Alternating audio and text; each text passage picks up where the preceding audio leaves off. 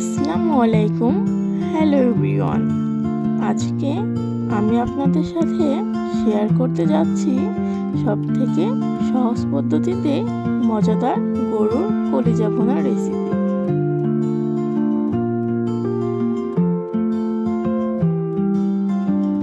প্রথমে half KG কলিজা আমি ছোট ছোট পিস করে কেটে ধুয়ে নিয়েছি। এবার একটি বড় সাইজের আলু কিউব করে কেটে নিয়েছি।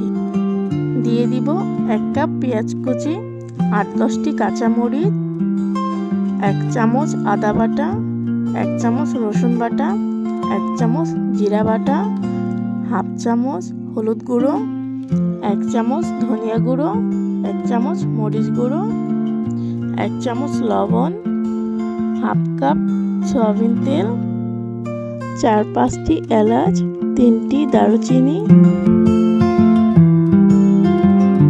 এবার সবকিছু ভালো করে হাত দিয়ে মাখিয়ে নিব।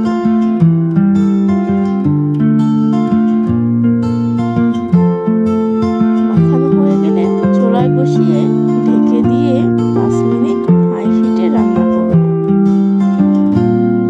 5 মিনিট পর ঢাকনা খুলে কিছুক্ষণ নেড়ে চেড়ে 3 কাপ পানি দিয়ে দিব।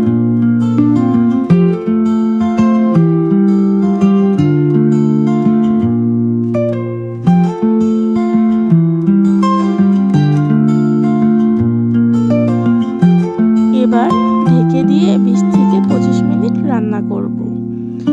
মাঝে মাঝে 2-1 বার নেড়ে চেড়ে দিব যাতে নিচে লেগে না যায়।